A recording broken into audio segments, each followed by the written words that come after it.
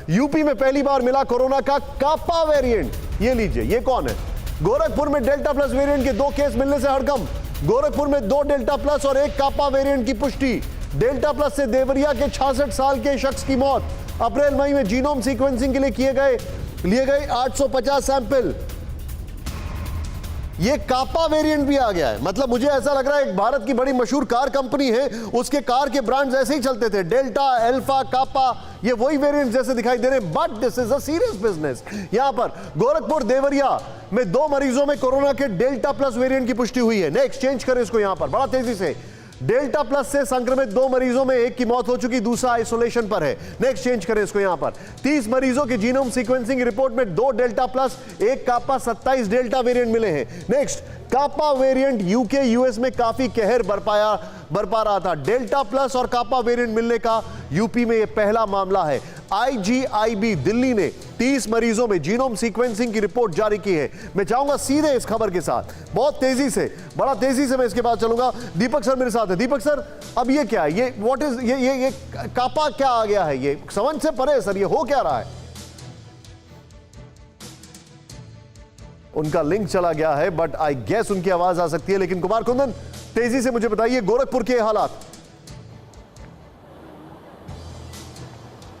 देखिए, जो सबसे बड़ी परेशानी हिंदुस्तान में ये है कि जो भी हम डेल्टा या डेल्टा प्लस की बात कर रहे हैं, ये अगर किसी नए वेरिएंट के साथ मिलता है और कोई तीसरा नया वेरिएंट बनाता है तो वो वही कहर बरपाएगा जो सेकेंड वेव में हम लोगों ने देखा था। सरकार की यही सबसे बड़ी परेशानी है, इसलिए बार बार जीनोम सीक्वेंसिंग पे ध्यान दिया जा रहा है। यूके में आपने देखा होगा कि जब वेरिएंट आया तो बाकायदा उसके बाद 2 हफ्ते का लॉकडाउन तक एक्सटेंड करना पड़ा है। तो उम्मीद ये की जा रही है और इसको एक शंका के तौर पर देखा जा रहा है कि अगर इस तरह का वेरिएंट पाया जा रहा है और अगर ये डेल्टा प्लस के साथ मैच होता है तो मैच होकर जो नया वेरिएंट बनाएगा कहीं वो खतरनाक तो नहीं होगा। उत्तराखंड में भी 1 डेल्टा प्लस का केस मतलब पाया गया है। तो अब एक तरीके से ये देखा जा रहा है कि महाराष्ट्र से निकला हुआ डेल्टा प्लस केरल और दूसरी जगह से होते हुए अब उत्तर प्रदेश और उत्तराखंड जैसे इलाकों में भी दिख रहा है।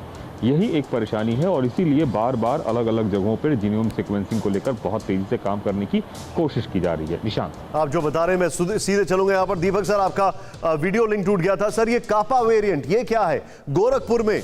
क्या मैं ये समझूं कि ये म्यूटेंट जो है बहुत तेजी से, और ये म्यूटेंट होते कैसे हैं? कैसे ये अपने आप को मल्टीप्लाई करते हैं? होता क्या है?